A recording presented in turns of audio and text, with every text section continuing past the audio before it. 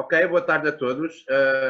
Para a sessão da Agricultura do Futuro, pelo agrodesigner João Henriques. Antes de mais, o nosso agradecimento pelo João ter aceito o nosso convite. Queria só fazer um pequeno prelúdio às nossas atividades da associação.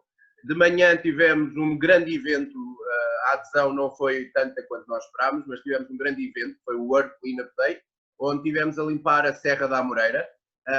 Conseguimos limpar cerca de 700 litros de resíduos. Correu muito bem, o tempo foi amigo, não choveu, e podem ver o vídeo que fizemos em direto na altura no Facebook, depois também iremos colocar um vídeo no YouTube, e também o World Cleanup Day, a organização já nos agradeceu por termos feito este evento em Portugal. Pelo que eu sei, acho que fomos o único grupo a participar deste evento, que é mais de 2 milhões de pessoas, e inclusive a Jane Goodall apoia o evento. Se quiserem ir à página do Facebook do World Cleanup Day, está lá todos os países, são mais de 180 e tal países que participam neste evento mundial. Para atividades futuras, temos agora, proximamente, dia 25 e 26, 2 sessões online, a dos Estácios, Mitos e Verdades, pela Débora Marujo. Temos depois, dia 26, Entre Marés, do Fernando Pires. E depois, no dia fim de semana, 13 e 4 de outubro, o Festival Mundial de Sagres, onde vamos fazer atividades. E pronto, estão todos convidados a participar nessas atividades. E pronto, estamos prontos para começar. Passo a palavra à moderadora Teresa Neves para apresentar o nosso orador. Muito obrigado a todos. Obrigada, Pedro. Então, hoje o nosso responsável pela atividade é o João Henriques, que nos vai falar sobre a agricultura do futuro. Para quem não conhece, o João Henriques é um designer industrial com especialização em design e agricultura.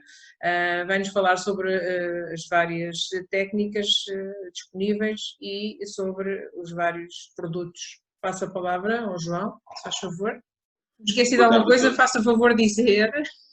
Sim, senhora. Também não é uma apresentação fácil, porque é um percurso um bocado quase inédito, mas eu vou fazendo aquilo que eu sinto que faz sentido, e é isso que tem definido, pelo menos, o meu trabalho desde 2003. Boa tarde a todos, sou o João. Espero que gostem dos próximos 45 a 50 minutos de intervenção, e depois teremos tempo para algumas perguntas também. Vou começar então. A primeira imagem que vocês veem à vossa frente mostra os BioVivs e a Urban Grow. A Urban Grow é a primeira empresa que eu criei em 2008. Eu sou designer industrial e desde 2003 que aplico o design à agricultura. Ou seja, tal como um designer tenta desenhar a melhor cadeira possível ou o melhor candeeiro possível, eu sempre tentei desenhar a melhor horta possível. Eu chamava ao meu tema inicial optimização e simplificação de processos de cultivo e criação, neste caso, quando passei-me a dedicar também à produção animal em alguns testes. Posto isto, vamos avançando e vamos falando sobre qual o papel da agricultura urbana, qual o modelo da agricultura do futuro e porque é que isso estará enquadrado num futuro sustentável. Esta palestra está um pouco desatualizada, porque a palestra tem cerca de 3 a 4 anos já atrás, e eu de momento estou a gerir uma herdade em Évora de 100 hectares, biológica, onde estou pela primeira vez a aprender o que é agricultura de escala, que é um modelo bastante quase oposto àquilo que eu fiz durante tantos anos, mas todos eles fazem sentido e todos eles têm o seu enquadramento no modelo agrícola que pretendemos para o futuro. Okay? A agricultura urbana acaba por ser essencial porque trabalha fatores de localidade. Quanto mais próximo o produto estiver do consumidor, menos quilómetros terá que viajar, mais fresco terá e, consequentemente, melhor qualidade nutritiva. Ora, vamos aqui à primeira imagem. Desde 2004, e por acaso é 2003, que quando estava no terceiro ano da universidade, é que fiz o meu primeiro projeto de relação entre design e agricultura, que curiosamente foi um cinzeiro, e peguei numas azáleas, que é uma planta que limpa o formaldeído do tabaco, e fiz um cinzeiro com azáleas, onde a cinza fertilizava a planta e a própria planta absorvia parte dos químicos nocivos do fumo do tabaco. Em 2008 iniciei a Urban Grow e um dos projetos mais giros que eu tive ao longo dos anos foi esta marquise de 3 metros quadrados no Príncipe Real, ou seja, mesmo no centro de Lisboa, onde eu comi da parede durante quase um ano e, como veem, tem plantas a crescer na parede, plantas de cabeça para baixo, plantas no plano horizontal, ou seja, tentar explorar ao máximo todos os planos de cultivo para conseguirmos maximizar a produção por metro quadrado. Esse era o meu foco. E tudo isto estava ligado a um depósito onde eu punha água uma vez por semana e basicamente só tinha que fertilizar durante 20 minutos por semana e dar um arranjo, e o resto era só comer. Eu costumava dizer, depois chegou a um ponto inicial em que eu colhia a alface da parede e depois lavava primeiro, antes de comer, mas ela perdia qualidade e ficava mais mole, então eu costumo dizer que passei a iniciar aquilo que chamo de pasto vertical e comia diretamente da minha parede a minha salada. Pronto, isso era um ponto muito interessante. Vamos ao porquê. Em 2050, seremos 9,2 mil milhões de pessoas no planeta, 70% vão morar nas cidades. A carga para todas as redes, seja de eletricidade, fornecimento de água ou processos alimentares, vão ter uma carga brutal. E, neste caso, é importantíssimo tornar mais simples todo o modelo de cadeia alimentar. Quanto mais próximo o alimento estiver do consumidor, menos impacto ele terá a nível de utilização das redes, seja de transportes e tudo o que isso implica, a nível de poluição, consumos de gasóleo, gasolina, etc. A agricultura urbana acaba por ser uma atividade muito positiva para promover aquilo que é a sustentabilidade, não só porque é um modelo agrícola e as pessoas associam muito as plantas aos fatores de sustentabilidade, apesar de não serem obrigatório haver essa relação. Qualquer produto, mesmo que não esteja relacionado com o mundo natural, pode ser sustentável, ok? Desde que corresponda a estes 3 fatores que vêm cá em baixo: ambiente, sociedade e economia. E no caso da agricultura, temos uma redução de transporte na produção local, urbana, temos uma melhoria do ar e do ambiente onde nos inserimos e a melhoria da estética urbana, teoricamente natural. Pode haver quem não goste muito de uma cidade verde, mas serão muito poucos aqueles que terão essa opinião. Quanto mais verde temos numa cidade, teoricamente mais positiva ela será a vários níveis. A nível de sociedade, temos um modelo agroterapêutico, ou seja, o facto de termos a nossa própria horta, apesar de ser difícil produzir mais barato do que no supermercado, é extremamente positivo para a nossa saúde mental acompanharmos uma horta e vermos as plantas a crescer e sentirmos que temos uma necessidade de cuidado com um produto. Por exemplo, nós tínhamos um projeto para lares, onde íamos pôr todos os utentes dos lares a produzir a sua mini hortinha para criar essa noção de necessidade, sentimento de que algo necessita deles para sobreviver. E esse sentimento não só tem um modelo de ocupação mental e uma renovação da motivação que pode ser muito positiva também.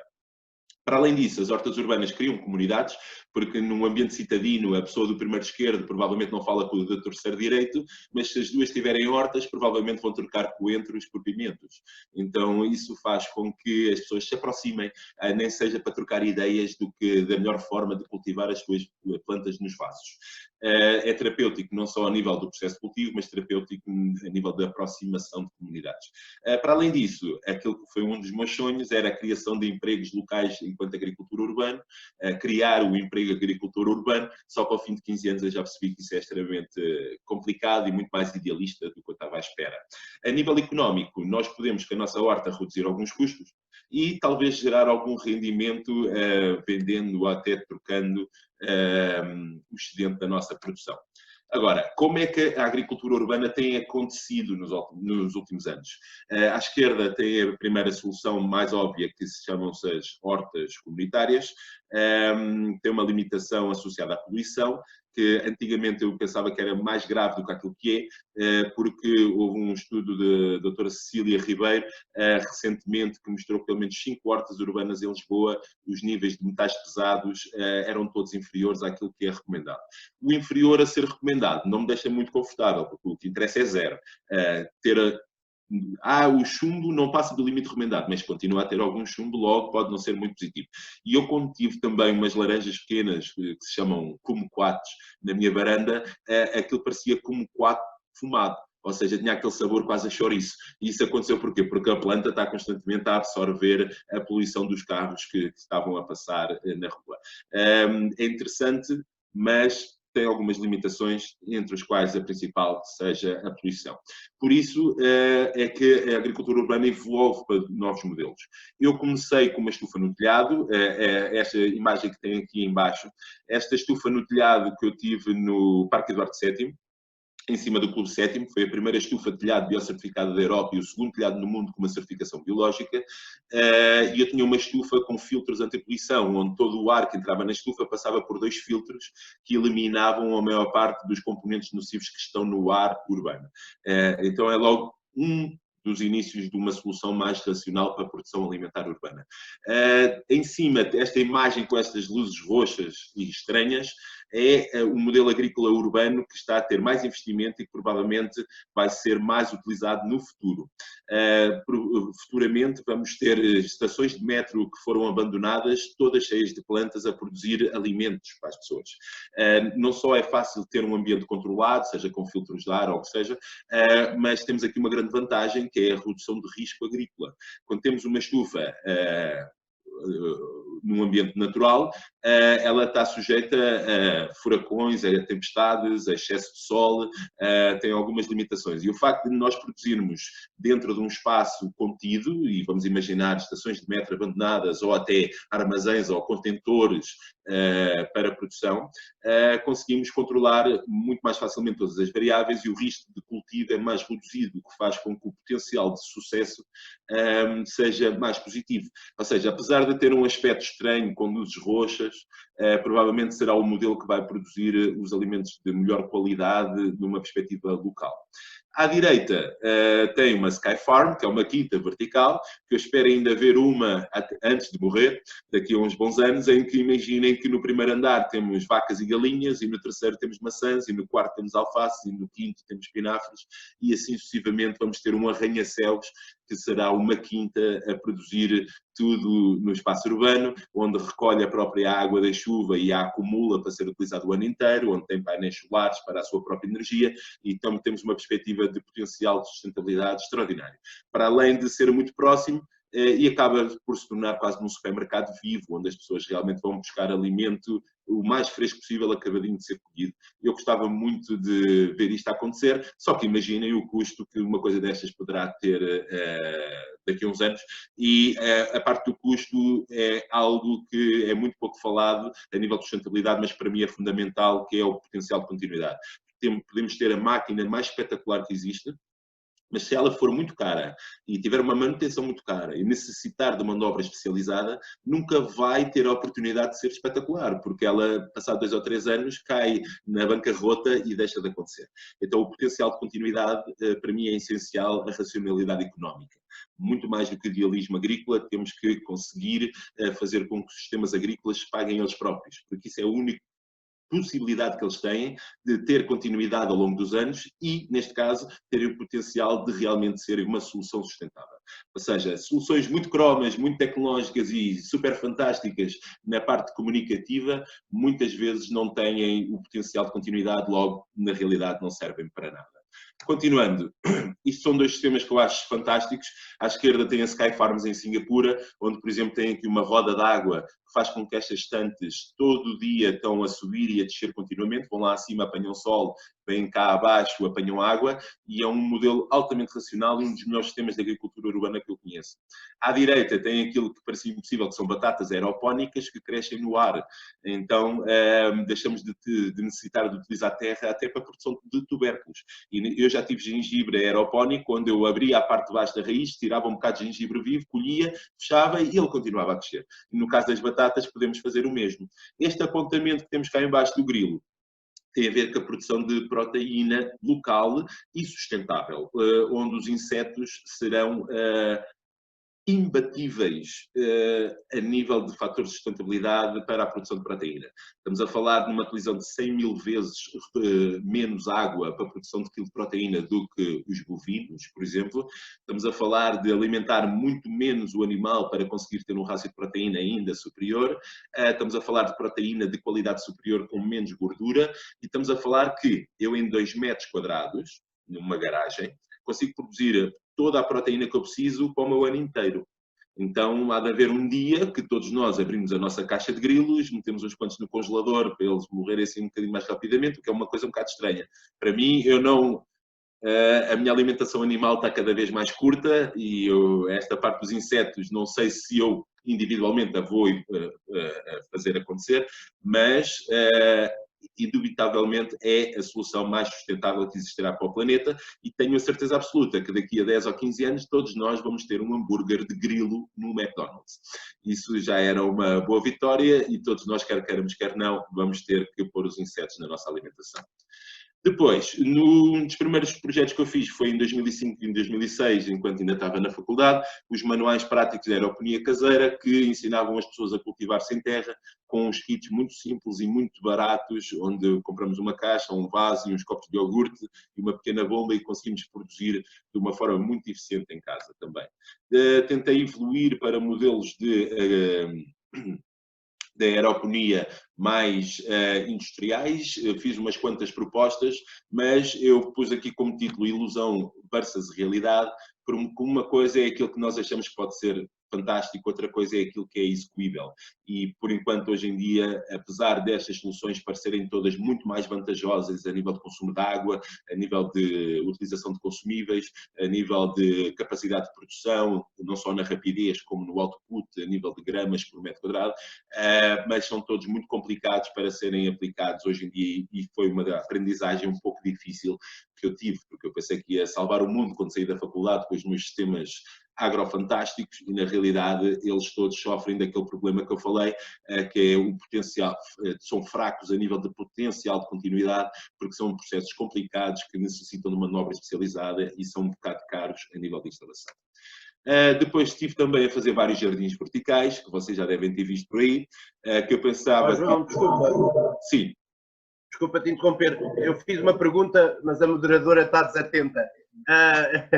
Ele disse que guardava as perguntas para o fim, me lembras-te? Não. Interromper. As perguntas... Eu tinha posto no final de podíamos aglomerar os 15 minutos, mas já se puderem ter agora, estou à vontade também. Exato. Era só se havia alguma Sky Farm, se já existe alguma Sky Farm no mundo. Daqueles arranha-céus? Sim. Não. O que existe é alguns supermercados a fazerem estufas nos telhados e aquelas que eu mostrei de Singapura, que é a da Sky Greens, já existem algumas espalhadas pelo mundo e eu próprio estou como consultor de um projeto que vai instalar, em princípio, 2 em Lisboa agora durante o próximo ano.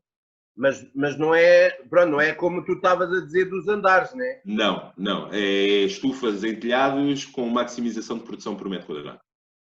Ok. Obrigado. Nada. Já agora, as perguntas ao longo da sessão tornam a sessão mais dinâmica e não quer dizer que não guardamos 15 minutos para o fim para fazer as perguntas. Ok. Então, Teresa, se aparecer aí alguma coisa, podes-me dizer. Muito bem. Eu só estava a cumprir as ordens do senhor formador. Sim, senhora. Vamos então. Obrigada. Quase todas as fotos que hoje vocês veem aqui nesta apresentação não são fotos de internet, são fotos de projetos meus e de projetos agrícolas que eu tive. Não só de ideias, mas de coisas reais, como este jardim vertical ou estas imagens destes kits faz tu mesmo.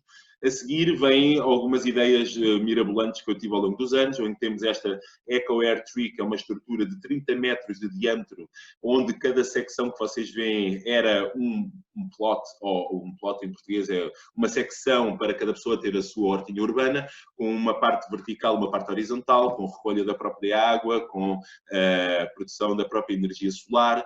Então, estamos a criar aqui um modelo que, em vez de ter só 30 metros quadrados de área, tem isso replicado por muitos andares. À direita, o biotope, eu andei a explorar bastante aquelas capacidades das plantas de limpeza do ar, na sequência de lá do primeiro projeto, que era um cinzeiro com uma azália, para limpar o fundo do tabaco, e ainda tivemos a ideia desta torre, era pôr, por exemplo, no Centro Comercial Colombo, 10 torres a limpar o ar todo dentro do edifício.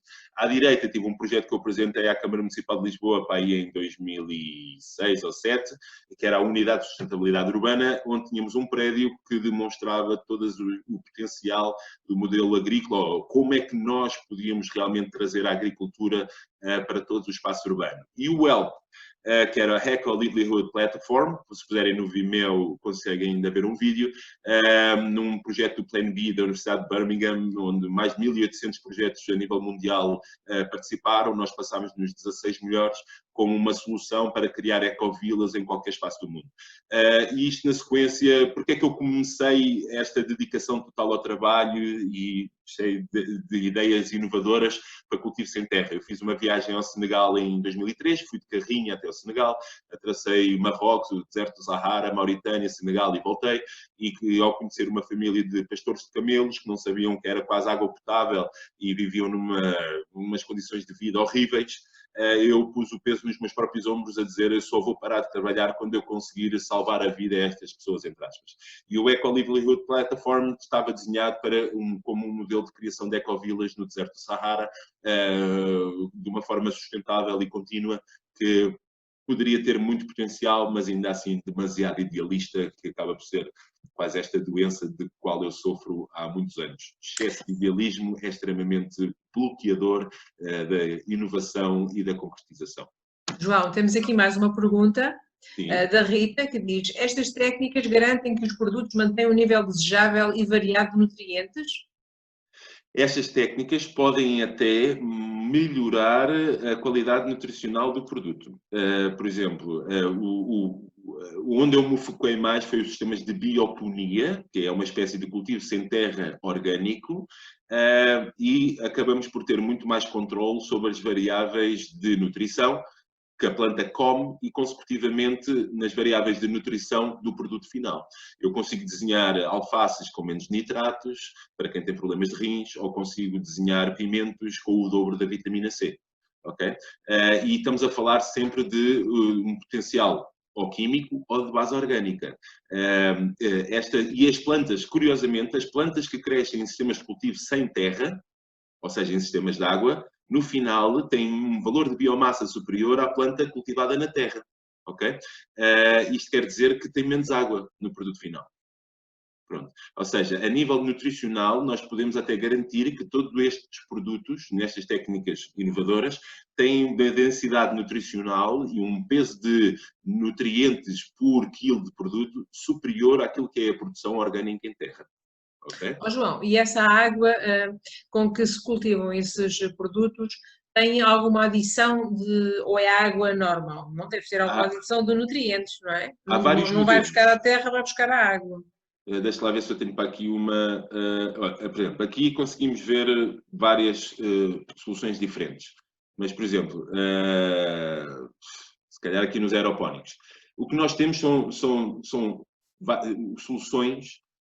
Temos água como base e depois temos nutrientes, normalmente químicos, que não são químicos, se chamam sintetizados, que metemos na água, que estão prontos para as plantas poderem comer. Ok? No caso, e temos a hidroponia, é o cultivo sem terra com nutrientes sintetizados. A aeroponia é o cultivo sem terra, mas em vez de ser em água, é numa neblina, no ar, como veem estas batatas que estão aqui, com nutrientes sintetizados.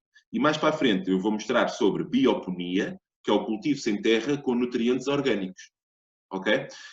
O que acaba por mudar não só o processo de como damos a água às plantas, mas também o tipo de nutrientes que nós pomos na própria água. E não são químicos de todo. O problema, a agricultura em terra convencional é muitas vezes muito mais prejudicial do que uma agricultura em hidroponia, porque a agricultura em hidroponia nós estamos a dar só o fertilizante. E numa agricultura convencional na terra é quase obrigatória a utilização de pesticidas e herbicidas. E no caso da hidroponia, nós não precisamos de pesticidas e herbicidas porque estamos num ambiente controlado, não crescem ervas daninhas e o número de pestes é muito inferior. Logo, se eu tiver que comparar a produção hidropónica com a agricultura convencional em terra, a agricultura hidropónica é muito mais saudável do que os tomates num supermercado convencional, porque esses tomates obrigatoriamente levaram pesticidas e herbicidas. E no caso hidropónico nós conseguimos fazê-lo sem o utilizarmos. Claro que se utilizarmos a bioponia e nutrientes orgânicos, ainda temos um produto ainda mais puro. Okay? João, tenho aqui outra questão do Zé Pedro, Okay. que é como é que se compara a produtividade destes métodos inovadores face à agricultura tradicional? Depende, por exemplo, a nível de produção por metro quadrado, nós temos casos onde conseguimos produzir 10 a 100 vezes mais produto por metro quadrado ao longo do ano. Não só pelo número de rotações superiores, conseguimos rodar cada ponto de cultivo mais vezes ao ano, como o tipo de instalação é muito mais rápido a nível da renovação de cultura, como os outputs, que é a quantidade de quilos por ponto de cultivo pode ser superior, mas isso não implica que seja mais rentável. Isso é o que eu aprendi ao longo dos anos. Ou seja, nós conseguimos produzir muito mais, mas não quer dizer que conseguimos mais rentabilidade. Porque num sistema deste estamos a falar de investimentos grandes e se calhar estamos 10 anos a produzir só para pagar o sistema. Enquanto num sistema de cultivo em terra, se calhar no primeiro ano conseguimos logo pagar os nossos custos. Então, eu costumo dizer que faturação é orgulho e o lucro é a realidade. E o lucro é a diferença entre aquilo que se ganha e que se gasta. E neste caso o que temos é gastamos muito mais para conseguir produzir essas quantidades também. Por isso pode ser uma ilusão, é uma ilusão em que muita gente cai, que é mais tecnologia dá mais produção e logo mais lucro. É um erro total. E já vão ver mais à frente qual é que foi a minha conclusão ao fim de tantos anos, que é completamente oposta àquilo que eu fiz durante anos também. Ok? Vamos continuando então. Depois dessas grandes ideias, com um ego exagerado, como não cheguei a lado nenhum, voltei para a minha varanda, ok? Que é esta que vocês têm aqui. E tentei, nestas zonas verdes que vocês veem aqui, como é que eu maximizo a produção numa varanda. E quais são todos os passos numa varanda que eu posso explorar para conseguir cultivar, seja o espaço vertical, seja o espaço horizontal.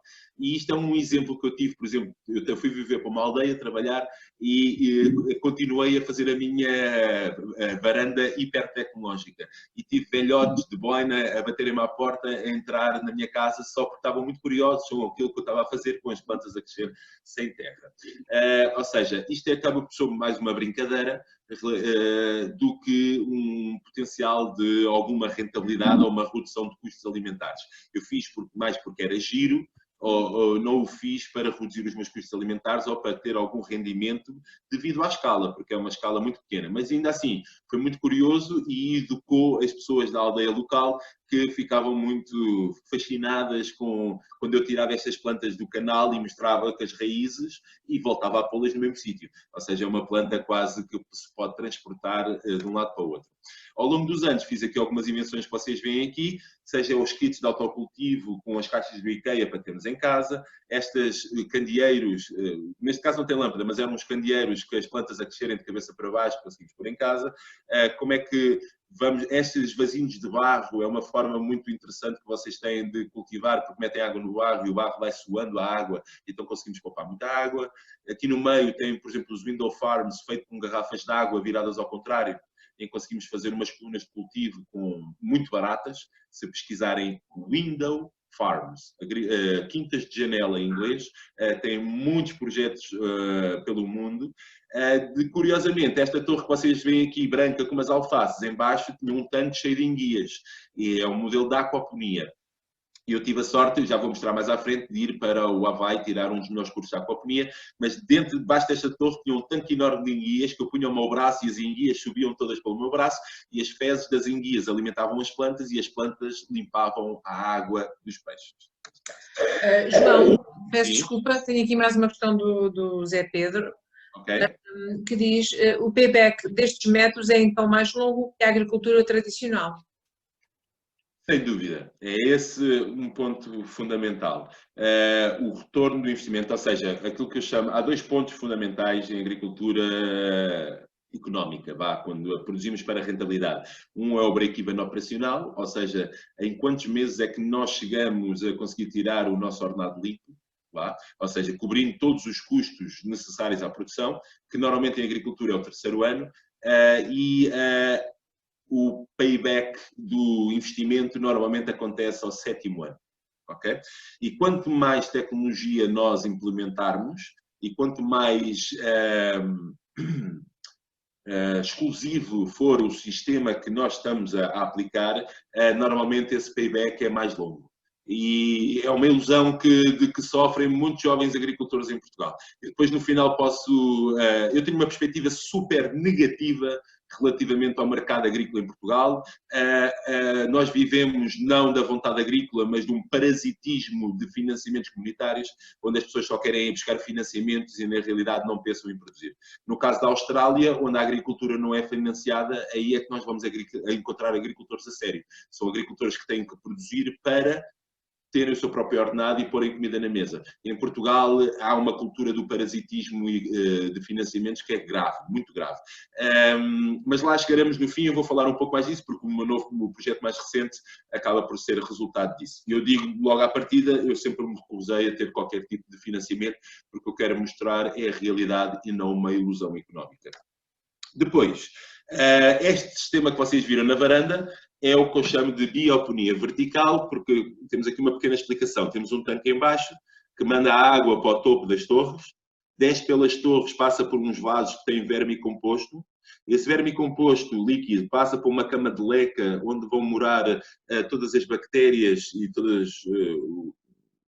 o conjunto de micróbios que vai fazer a decomposição do nutriente orgânico tornando-o disponível para as plantas poderem comer, e esta solução que temos de bioponia vertical, eu acho que é que faz mais sentido numa perspectiva da agricultura do futuro. Mas ainda assim temos o problema dos custos de instalação. Por isso é que eu trabalho tanto com garrafas de água e caixas do IKEA, porque são formas muito mais baratas de implementar o sistema do que eu comprar um sistema todo XPTO a um dos produtores de sistemas hidropónicos que existem pelo mundo também. Depois, mais algumas invenções que eu fui fazendo ao longo dos anos. O primeiro que tem aqui em cima à esquerda é uma porta de um armário de cozinha, embaixo é em cima de um lavatório, tem um tanque com peixes, um aquário, e esse aquário com os peixinhos alimentava todos estes copos ou seja, as fezes dos peixes são o alimento das plantas e as plantas limpam a água do aquário. E passado um mês estava, como vocês veem aqui na foto seguinte, e passado 3 meses a menta e a salsa cresceram tanto que já não dava para fechar a porta. Então a menta já saía por fora do próprio armário. Na imagem a seguir tem um armário que eu desenhei em 2008 ou 2009 para a Fábrica Cozinhas. Era uma fábrica de cozinhas que a ideia era ter logo o seu frigorífico produtor de comida. E em baixo tem uma das invenções mais loucas que eu fiz, que eu aluguei um talho, okay? E tornei-lhe no verdadeiro talho vegetariano, onde em vez de ter a carne, eu tinha plantas a crescer dentro das arcas frigoríficas do talho, e foi um projeto muito louco. Não digo positivo, mas digo louco. Pelo menos a nível de inovação, houve muitas coisas que nós fizemos aqui que eu nunca tinha visto sequer pelo mundo e chegámos a umas conclusões também muito interessantes. Depois, eu tive a sorte de trabalhar para um projeto que se chama Aberta Nova, em Melides, onde tive a sorte de ser enviado para o Havaí tirar os melhores cursos de aquaponia do mundo, não só para o Havaí, mas também para a Flórida, onde visitei dezenas de produtores aquapónicos pelo mundo. Desenhei esta estufa que vocês veem aqui à esquerda. Eu gosto muito de trabalhar tudo em modelação 3D. E esta estufa foi desenhada para formação em aquaponia, como se fosse uma das melhores estufas do mundo para dar formação em aquaponia. Estas plantas, vocês conseguem ver as bananeiras cá em baixo à esquerda, e esta papaya com cerca de 3 a 4 metros, cheia de papaias, cresceu nestes tanques alimentadas apenas com fezes de peixes. Okay? Isto foi inédito em Portugal e um aquaponicista que anda a viajar pelo mundo disse que são as melhores bananeiras e as melhores papaias aquapónicas que ele alguma vez viu pelo mundo inteiro. Apesar disto ser muito espetacular, é uma total ilusão a nível de economia. O próprio Google diz que o aquaponicista ou o produtor aquapónico é a quarta profissão mais importante em 2050. Mas eles estão completamente enganados, porque toda a gente que não passa pelos processos pensa que só porque uma coisa é espetacular que ela vai ser muito rentável. E na realidade não é verdade. E eu percebi de todos os modelos aquapónicos que eu andei a estudar pelo mundo e todas as quintas que eu visitei, são todos aldrabões, porque nenhum deles vive da produção que produz. Eles todos vivem através dos workshops e das formações. E eu digo que isso é batota, porque estamos a passar uma mensagem às pessoas em que isto é espetacular e que as pessoas podem viver disto no futuro, quando na realidade não podem, porque um sistema destes, e pegando na pergunta que tivemos anteriormente, tem um payback real de 10 a 15 anos. Então nós estamos 10 a 15 anos a trabalhar e a produzir só para pagar o sistema. O problema é que se vem um furacão ou um tornado e nos arrebenta a estufa, e esse custo que eu vou ter para recuperar a estufa adiciona logo para aí mais de 5 anos ao meu payback. Então, apesar de ser tudo espetacular isto que eu fiz e os cursos que eu tirei, há muita gente no mundo agora a dizer que isto é uma inovação e a começarem agora a dar cursos sobre esses temas, mas eu acho muito problemático que as pessoas não entendem que isso é uma aldrabice, porque as pessoas vão viver dos workshops que fazem e não daquilo que produzem. Por isso eu lanço o desafio que é, só tenham formações com agricultores que vivem daquilo que produzem. E em Portugal, na realidade, isso é só 6% dos agricultores em Portugal. Porque 31% são reformados, que não vivem diretamente daquilo que produzem. 63% são agricultores secundários, que têm uma atividade secundária, têm um emprego e têm uma quinta só para ir parasitar financiamentos comunitários, ok? E só 6% dos agricultores em Portugal é que vivem daquilo que produzem e provavelmente metade desses são jovens agricultores que ao fim de 5 anos percebem que não conseguem tirar um ordenado e desistem. Ou seja, devemos ter cerca de 3 a 4% dos agricultores em Portugal a viver daquilo que produzem. E isto é horrível. É uma realidade muito vergonhosa, até em alguns casos. Mas ainda assim, não deixa de ser espetacular produzir papaias numa estufa no Alentejo alimentadas com tanques de peixe. Depois de tantos anos a fazer cultivo sem terra, percebi que ainda não tinha experiência do cultivo com terra. Então iniciei uma horta em Sintra, na Pernigem, onde o Sr. José Afonso, que vocês podem ver, foi o meu ajudante a trabalhar todos estes terrenos que vocês veem aqui, onde produzi cerca de 60 variedades diferentes de plantas, muitas cores diferentes de rabanetes, que eu nunca tinha visto, 12 variedades de tomate, e fizemos muitas invenções, divertimos-nos bastante e ficámos muito mais saudáveis a trabalhar a terra, mas no final do ano acabámos por não gerar capital nenhum na mesma. Porque o meu idealismo de fazer agricultura sem subsídios é quase impensável no panorama europeu. Em todo o caso, ganhei experiência a produzir muitas plantas diferentes e que me deu, acima de tudo, o que eu acabei por ganhar ao longo destes anos todos de invenções, foi experiência e a aprendizagem. Porque nós podemos saber o que é a hidroponia, mas só depois de cultivarmos a hidroponia é que sabemos como é que ela funciona e qual o potencial. Não vale a pena estarmos a fazer contas sem termos a experiência. Então, o que eu proponho a toda a gente é comecem com pequenos sistemas, façam e tenham o acompanhamento daquilo que é uma horta anual para realmente terem a noção do que é rentabilidade e do que é o potencial agrícola. Porque se nós tirarmos da equação a parte terapêutica, termos uma horta, o que estamos aqui a fazer é perder tempo. Ok? Acima de tudo. Mas continuamos a aprender e pode ser que no futuro existem cada vez mais sistemas de cultivo que possam ser mais positivos e rentáveis também. Depois fui convidado para dar o curso de Agricultura Urbana na Faculdade de Ciências. Foi dividido em 4 modelos de agricultura vertical, aquaponia, bioponia, e agricultura doméstica específica. Foi muito interessante, tivemos umas estufas onde fizemos umas experiências muito relevantes, mas foi nesta altura que eu me comecei a sentir mal por estar a passar uma mensagem onde na realidade eu não sobrevivia com aquilo que produzia, sobrevivia com os workshops que dava e comecei, a minha própria honestidade radical começou-me, a autocrítica fez com que eu abandonasse um bocado este modelo e que começasse a dar consultadoria a vários projetos agrícolas do país, acima de tudo com o objetivo de fazer com que eles não acontecessem. Porque eu dou consultadoria a várias empresas agrícolas, chamam-me o destruidor de sonhos, porque mais provavelmente cerca de mais de 20 projetos que tiveram a minha consultadoria deixaram de acontecer, porque eu mostrei às pessoas a realidade e a dizer, a única coisa que vai acontecer aqui é durante 5 anos vão perder muito dinheiro, perder muitas horas da vossa vida para não chegar a lado nenhum. Ou seja, uma coisa é termos a nossa hortinha em casa. Fantástico. Todos nós devemos ter a nossa hortinha. Agora, investir em agricultura é só para doidos. Ok? Para já. Isso é uma das mensagens principais que eu queria passar aqui. Depois, ao fim de tantos anos de invenções agrícolas, decidi inventar a simplicidade. Fiquei devoto a uma nova filosofia, que eu chamo-lhe o KISS, que em vez de ser Keep It Short and Simple, é Keep It Simply Stupid. Okay? E passei a venerar a simplicidade. E percebi que quanto mais simples as coisas são, maior potencial de continuidade elas têm. Okay? Por isso é que eu comecei com umas estufinhas muito pequeninas no telhado e decidi fazer aquilo que eu chamo de tecnologia disruptiva do século 22, que é vasos com terra regados à mão. Okay? Que é completamente o oposto do que eu fiz durante aqueles anos todos de invenções milaborantes. E, curiosamente, com este projeto dos biovivos, eu consegui um break-even operacional ao 6º mês, ou seja, ao fim de 6 meses já tinha o meu ordenado limpo. Tive um retorno do investimento ao fim do ano, paguei tudo ao fim do ano, e até recomprei a minha sócia pelo dobro do valor em 24 meses, ou seja, dei-lhe um crescimento de 50% do investimento, o que é extraordinário. Além disso, estou a produzir aquilo que eu chamo de superalimentos vivos, e neste caso são 3, os biovivos de ervilha, biovivos de girassol e erva trigo, por serem as variedades em que conseguimos mais nutrientes por cada euro que nós gastamos.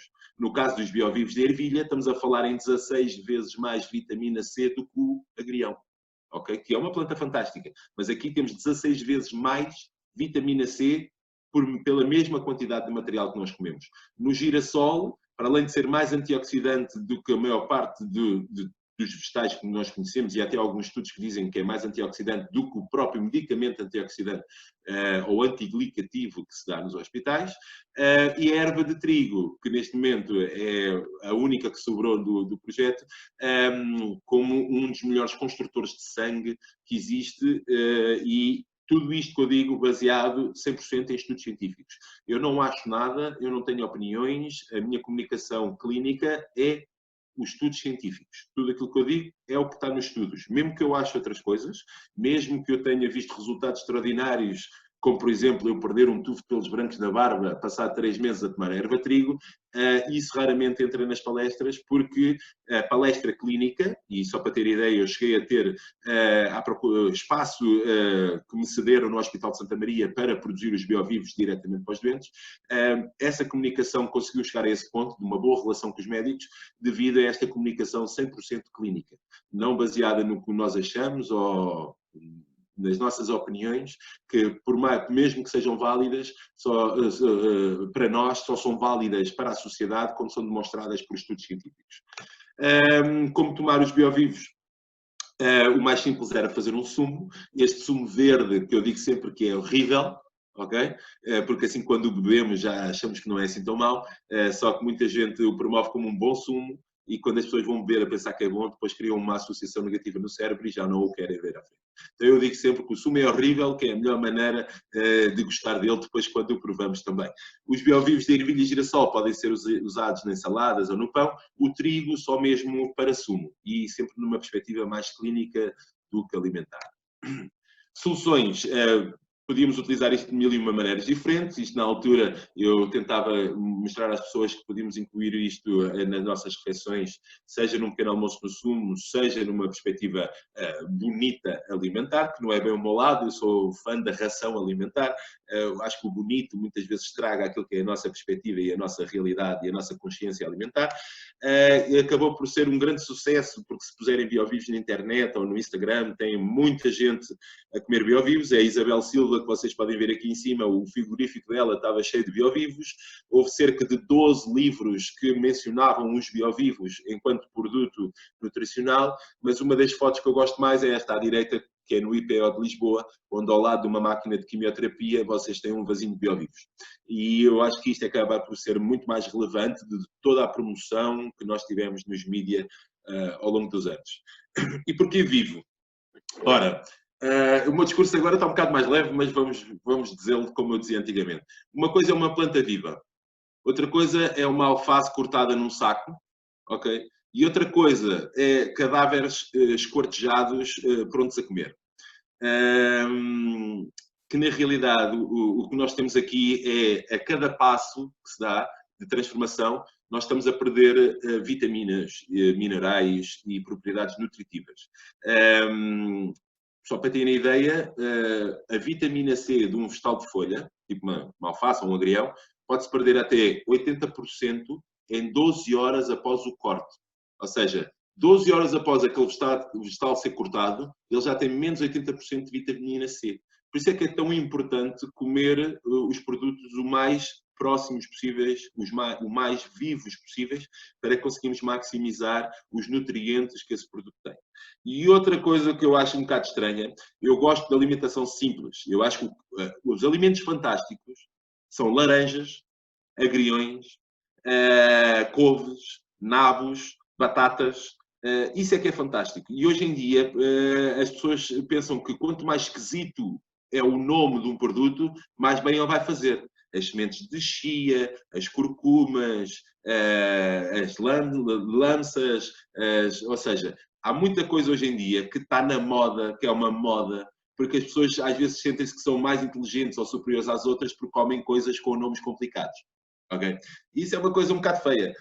Na realidade, é as pessoas estarem a criar uma estratificação social só porque comem chia e outras coisas que só na Isoária é que vocês conseguem comprar. Isso está errado, porque isso é uma técnica de marketing, ok?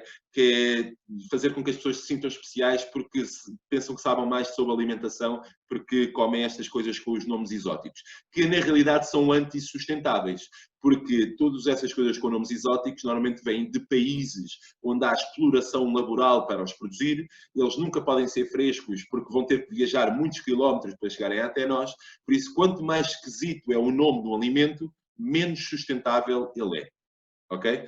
Por isso, mais do que coisas com nomes esquisitos, comam alface, agriões, batatas, laranjas, limões, nabos, tudo aquilo que os nossos antepassados andam a comer há centenas de anos.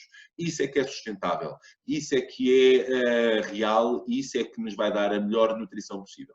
Ok? E pronto, eu costumo dizer, eu quero é biovivos do telhado. Porquê? Porque os biovivos acabam por ser um ícone da maximização nutricional de um produto e o telhado representa o mais próximo possível, o mais local possível. Quer dizer que o nível de sustentabilidade será o mais superior possível. Ok? Depois, quais é que as principais vantagens de cada um dos biovivos? A erva trigo, como a melhor fonte de clorofila viva que existe. As algas têm uma densidade de clorofila superior, mas nunca podem ser comidas vivas. E eu já comi algas vivas na Cianotec, no Havaí, que é a melhor produtora de algas do planeta. Já produzi eu próprio spirulina e clorela em casa. Se puserem Urban Grow Agrocoliseum, conseguem ver o meu sistema no YouTube onde eu fiz essas invenções. É uma planta com um espectro nutricional fantástico e a nível de resultados que temos para subir a hemoglobina e reforço imunitário tem sido extraordinário. Além disso, tem um fator energético, um boost energético e de clareza mental que eu acho que, para mim, eu acho que era impossível eu ter decorado 47 estudos científicos sobre erva trigo se eu não tomasse a erva trigo. Okay? Por isso, só o facto de eu tomar erva trigo é que me deu a capacidade de eu me dedicar tanto e conseguir amarrar tanto estes estudos, sendo eu apenas um designer e agricultor e não sem ter experiência na área da saúde. Os biovivos de ervilha, como podem ver, 16,4 vezes mais vitamina C do que o agrião e pode ser comido como um snack vivo. E o girassol, não só o antioxidante, mas como o triptofano, que é o aminoácido precursor da serotonina, que é o neurotransmissor associado à felicidade. Por isso é que nós chamamos a salada feliz. É uma das melhores fontes de triptofano que existe também. Ao fim destes anos todos de biovivos, não de 4, mas de 6, entretanto eu parei a empresa a 10 de março e vim gerir esta herdade em Évora. Tivemos resultados muito bons na saúde, não só de clientes, mas dos colaboradores que trabalhavam comigo, porque eu obrigava os meus colaboradores a tomarem biovivos todos os dias, que é para ter a certeza que eles não ficavam doentes nem de baixa. Ok? E descobrimos que não produzimos alimentos, que produzimos nutrientes na sua melhor forma. Aquilo que produzimos é aquilo que o Infarmed odeia, que são medicamentos vivos. Ou seja, conseguimos realmente melhorar a nossa saúde através da alimentação e não com uma exploração do medicamento farmacêutico que só existe no mercado porque é patenteável. Porque se ele não for patenteável e não der dinheiro a ninguém, ele nunca vai existir. Por isso é que eu vou reativar a empresa Biovivos, porque a humanidade merece que isto aconteça. Tem que haver uma solução das pessoas se tratarem com baixo custo e de uma forma natural, sem efeitos colaterais. Não é porque um produto foi patenteado por uma grande farmacêutica que ele tem a obrigatoriedade de existir. Pelo contrário, ele existe para gerar dinheiro. E isso é errado a nível de ética e até a nível de moral, se quisermos ir por aí. A nível de resultados, a prevenção de doenças em geral, o reforço imunitário, excelentes resultados para a anemia, colites ulcerosas, apoio oncológico e a nível de inflamação geral. É um modelo de saúde não patenteável, é local e low cost, é acessível a todos, é possível ser feito num modelo de economia circular, okay? Onde temos produtores e consumidores num raio de quilómetros o mais curto possível, é antitecnológico, que é a grande curiosidade, ao fim de 15 anos de dedicação à tecnologia agrícola, eu tornei-me antitecnológico devido aos próprios payback dos próprios sistemas, porque só lhes promovem, só lhes vende um sistema de hidroponia super avançado e caro quem vende maquinaria agrícola, não é quem produz. E esta evolução tecnológica agrícola, da agricultura do futuro, está a ser minada pelo próprio capitalismo em si, na sua essência, que é vamos desenvolver coisas novas e vendê-las às pessoas, mesmo que eles não sejam exemplos reais da própria utilização e de viverem dessa forma. Mas pronto, se faz dinheiro, faz sentido e infelizmente é isso que define o mercado geral. Além disso, temos um modelo pró-laboral, onde vive mais da criação de empregos do que da geração de rentabilidade através do nosso investimento, e é um trabalho saudável, porque em vez de estarmos fechados no escritório, estamos a trabalhar numa estufa, com plantinhas o dia todo, e é impossível ser mais saudável do que isto. Okay? Por isso, muito obrigado a todos pela vossa atenção e gostava que me agora pusessem todas as Obrigada, João. Essa das pessoas que se alimentam de comidas esquisitas serviu-me que nem uma carapuça. Quem me conhece sabe que eu gosto de experimentar coisas muito esquisitas. Experimentar é bom, desde que não faça parte do cotidiano alimentar. Penso que não se enquadram nessa questão do que não são rentáveis, o bulgur, a quinoa e etc. É a tua opinião que este tipo de comidas não... Quando me perguntam, és vegetariano? Eu digo não, sou low-costariano. Low-costariano, é verdade. Okay? Então eu fiz Fica a saber que um pacote de 1 kg de quinoa me dá para ir para 6 meses, portanto eu acho que isso se enquadra aí no... Ok, isso até está bom. Eu fiz umas tabelas de euros por miligramas de benefício. Ok. Porque eu estava a escrever um livro que se chama Ração Humana. Eu sou um grande apologista que o que nós devemos comer é ração. Ok? E essa ração é o quê? É alimentação consciente e racional, acima de tudo. Onde temos uma lista onde temos os alimentos divididos por euros por miligramas de benefício. Se eu tiver €1 e quiser comprar vitamina C, o que é que faz mais sentido? Okay? Então, nessas tabelas, eu passei a basear a minha alimentação nessas tabelas. Sempre no rácio de pagar o menos dinheiro possível para ter o máximo de nutrientes possível. E esta decisão alimentar, não opinativa ou não paliativa, é baseada em racionalidade nutricional, acima de tudo. E isso deu-me um conjunto alimentar onde eu estou a basear um livro que agora está parado, nem me apetece muito continuar, porque eu cheguei a um ponto que estava muito envolvido em palestras nutricionais, fui convidado para dar palestras em muitos simpósios sobre oncologia, cancro, etc. E esta ideia que eu passo às pessoas, acima de tudo, é nós temos o potencial de conseguir nos alimentar de baixo custo, mas da forma mais natural possível e que toda a gente deve comer ração. Agora imaginem eu estar a dar uma palestra na Escola Superior de Hotelaria e Turismo de Lisboa, a dizer que isso que eles fazem é tudo elitista e que eles deviam ensinar os cozinheiros deles a preparar ração para os humanos. Então aquilo foi uma aventura. E no final vieram-me trazer um pastel de nata, porque eu não sou hipócrita, eu próprio como pastéis de nata. Mas desde que as minhas decisões sejam o mais racionais possíveis, eu estou em paz comigo mesmo. É um bocado essa a ideia. Okay. Muito obrigada pela tua excelente apresentação e muito interessante, muito interessante. Ouvi montes de coisas que nunca tinha ouvido na vida. Os nossos participantes querem fazer perguntas? Mais? Sim, depois também tenho uma pergunta para fazer. Faz favor, Zé Pedro. Força, Zé Pedro. É um bocado, vamos lá ver, é um bocado de ordem geral e relacionado com aqueles comentários que relativos à produtividade e à rentabilidade e ao payback e isto. Porque se nós, de um modo geral, consideramos que o esquema atual de agricultura e também de alimentação é errado ou não é o adequado, há várias correntes, eu não me vou pronunciar sobre a validade ou não, mas há várias correntes, por exemplo, que dizem que o esquema de alimentação baseado em plantas é mais saudável do que o esquema de omnívoro baseado com o consumo de carne e de outros derivados.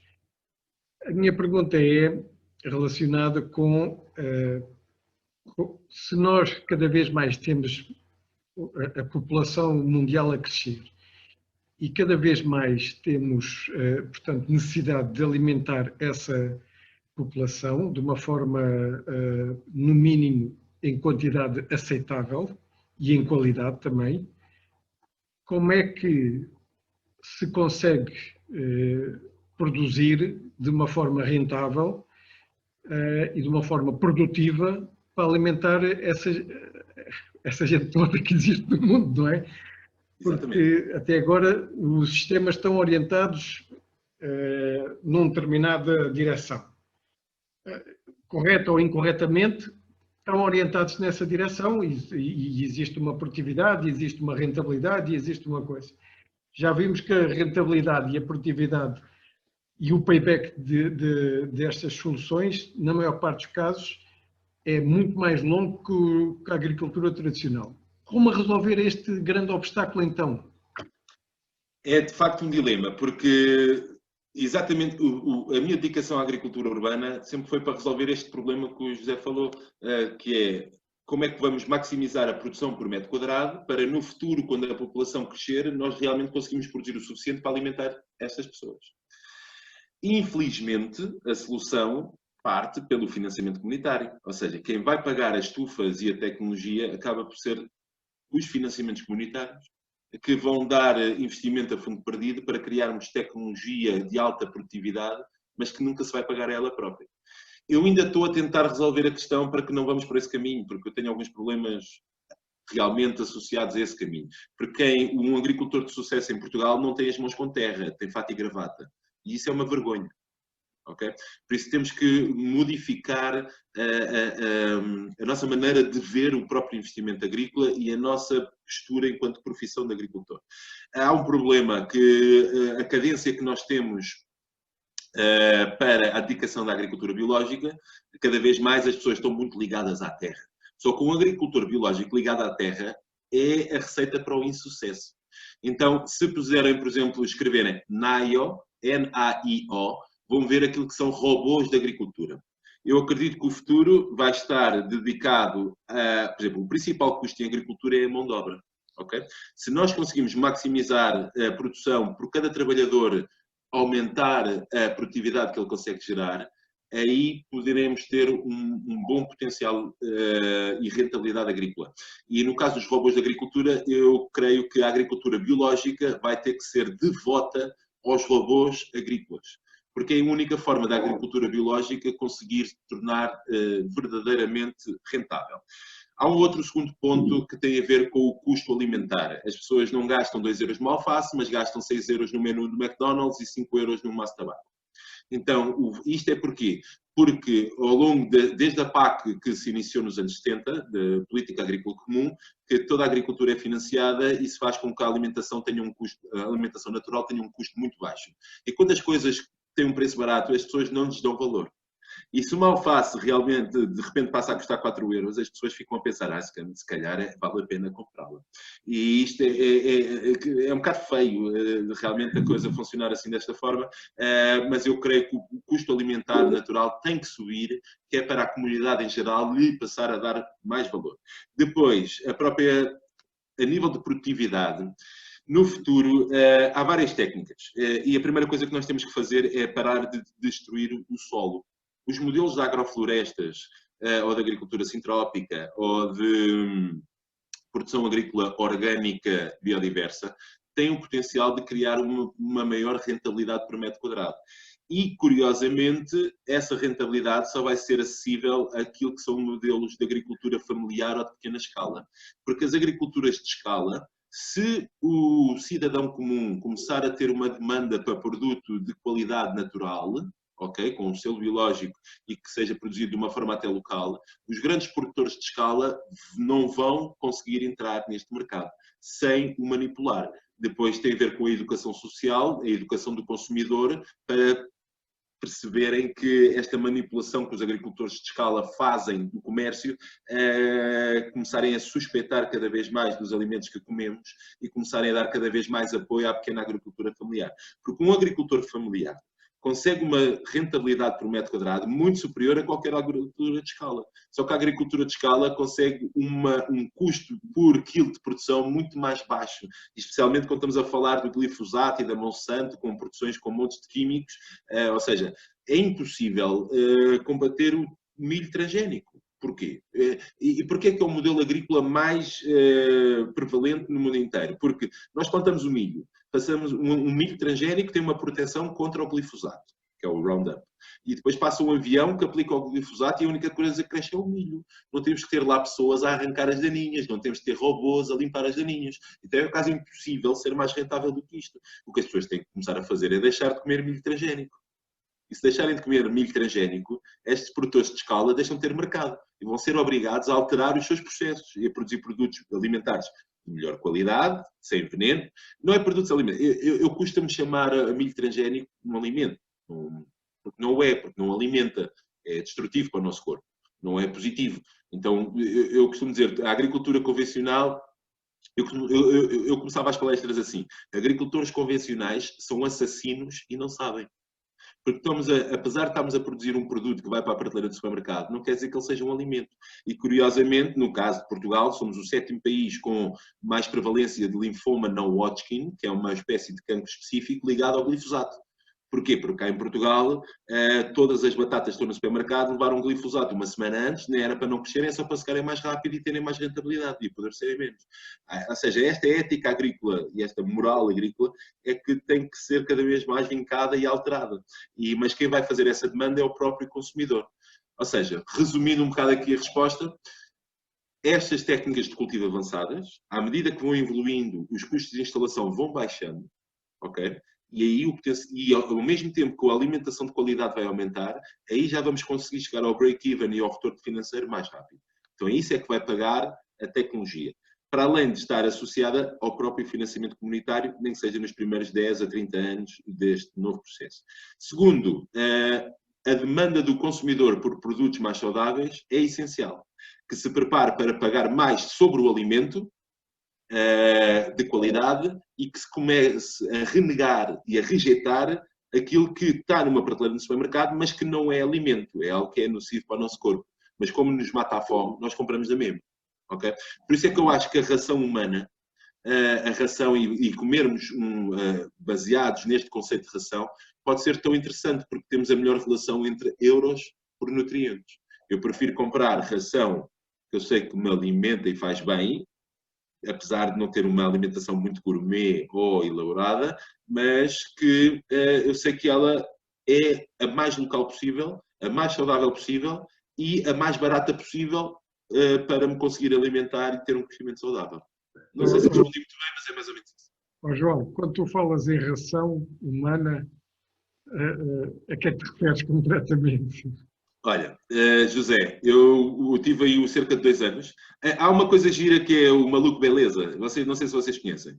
Eu costumo dizer, muita gente vira-se para mim e diz assim, tu és maluco. E eu digo, eu sou um maluco profissional, porque vocês escreverem maluco João Henriques na internet, o primeiro vídeo que aparece é logo o meu. Então eu costumo dizer que sou um maluco, mas um maluco profissional. E nessa entrevista eu explico mais ou menos o que é a ração. Mas estamos a falar essencialmente de um conjunto de leguminosas como base proteica, de brássicas como base nutricional e aliáceas também como base nutricional. Ou seja, estamos a falar de grão com couves e cebola refogados só com água, proibido queimar óleos, logo à partida, e se tivermos fome, vamos pôr um hidrato de carbono extra, seja um arroz ou uma batata doce, ok? E eu durante um ano comi isto todos os dias, praticamente, ok? Porque é a forma mais barata, um frasco, e não obrigatoriamente biológico, porque, por exemplo, num caso de grão de frasco, que não tem nenhum zés e é uma conserva simples, conseguimos ter um dos melhores rácios de proteína por custo que existe. E depois a única decisão é se a nossa ração é biológica ou não. Se for biológica é muito mais cara, porque um frasco de grão biológico não custa o dobro do preço, custa 5 vezes mais caro do que o grão não biológico. Então é preciso às vezes fazer este modelo racional. Eu, por exemplo, fruta de casca, eu tento sempre comer biológica. Fruta, onde eu tiro a casca, não me preocupo muito não comer biológico, ok? Porque a maior parte dos químicos acabam por ficar à superfície e não sendo sistémicos a entrarem dentro do próprio produto. Mas por ração, eu entendo, acima de tudo, os alimentos que estão no topo das tabelas da relação euros por nutrientes. Isto é o mais importante. Ou seja, por cada euro que eu gasto, qual é a maximização nutricional? E o resultado, para mim, é este refogado só com água, azeite só no fio com um bocadinho de óleo, onde temos leguminosas brássicas, que são couves e aliáceas, que é os alhos, as cebolas e tudo isso, que são as brássicas e as aliáceas como os grupos alimentares mais anticancerígenos, mais antioxidantes e mais anti-inflamatórios.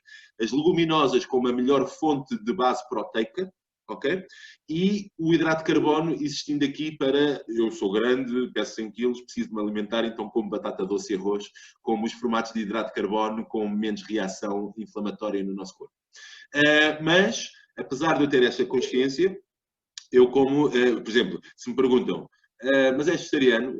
Não, eu na tabela, por exemplo, no ômega 3, que é o único nutriente que está associado a um benefício mental e cerebral, benéfico para o nosso cérebro, que é essencial, é imbatível, o peixe é imbatível.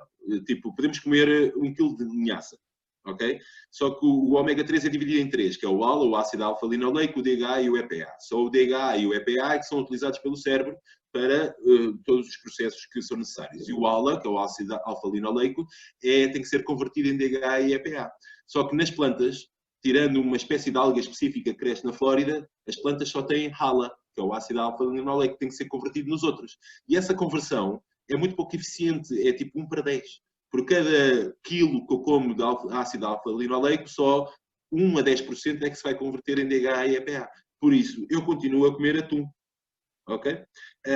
Mas se eu tiver que escolher o peixe que eu como, é sardinhas, cavalas e carapaus. Porquê? Porque são, quanto mais pequeno o peixe, primeiro é de alto mar, quer dizer que não comeu ração, e ração normalmente estamos a falhar a milho transgénico da Monsanto. Ok? Depois, o crescer em alto mar, até aqueles atuns de 10 mil euros gigantes têm níveis de mercúrio-cromo já superiores àquilo que nós podemos comer. Porquê? Porque a nível de cadeia alimentar, eles estão quase no topo da cadeia alimentar marítima e vão acumulando cada vez mais metais pesados.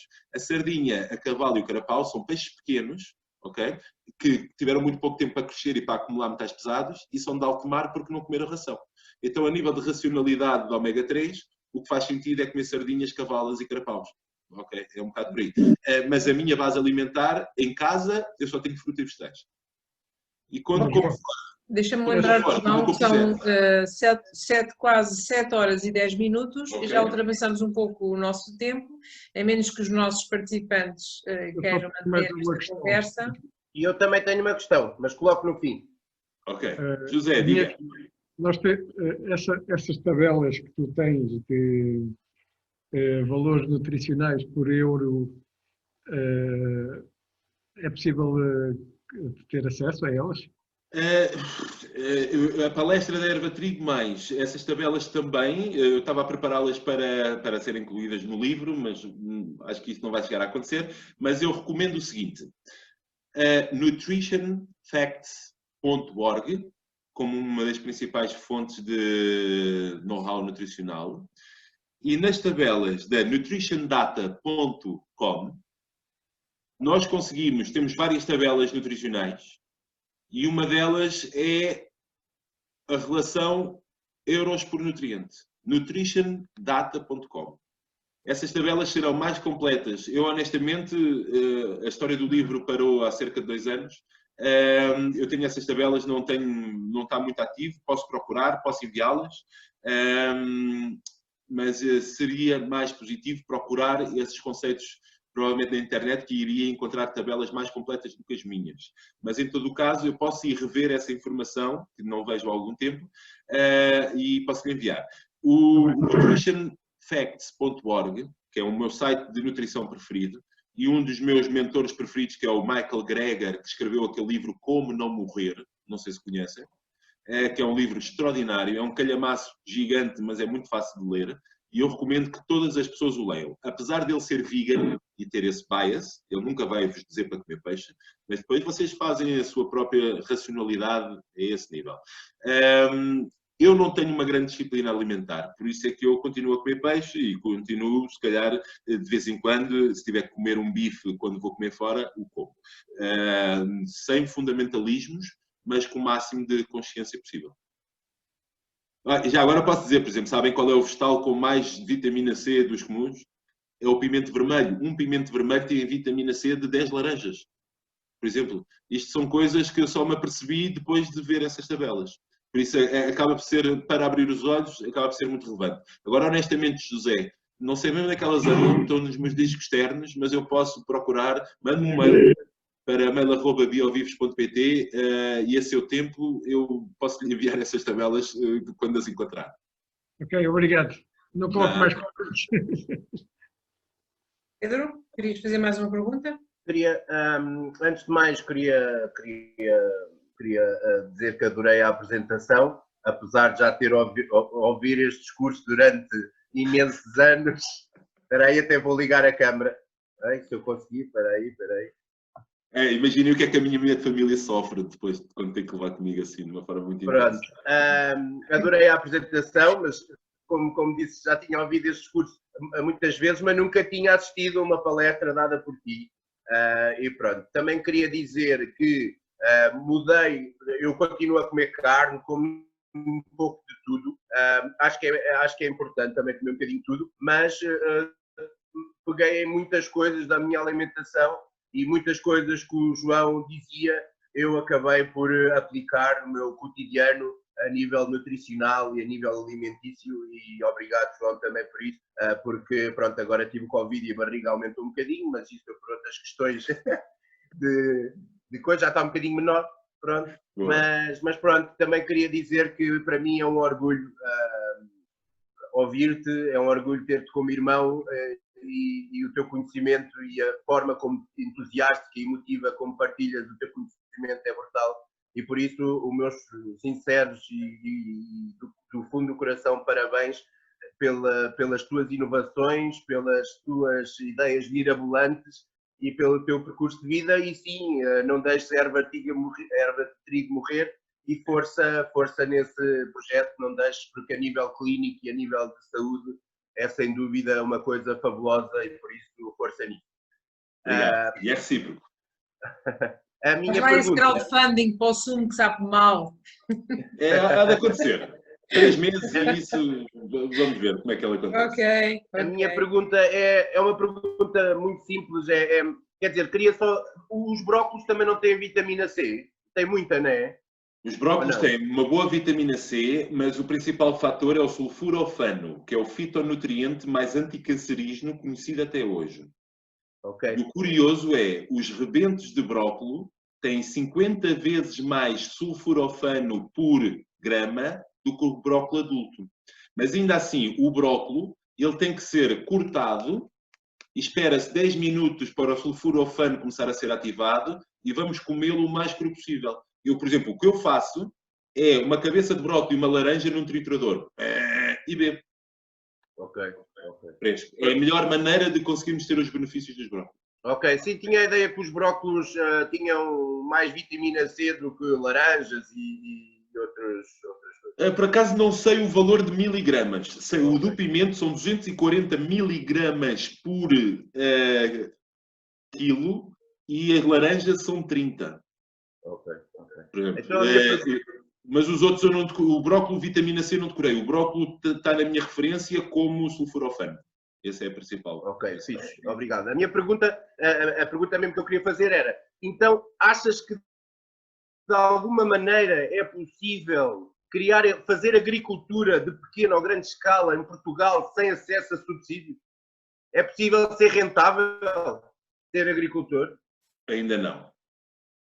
Infelizmente, e ao fim de já nem sei quantos anos, de 17 anos, né?